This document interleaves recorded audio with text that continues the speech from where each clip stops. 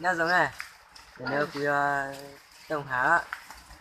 bây giờ nói bài mẫu vị này bây là gì mới ở bên chủ phương ha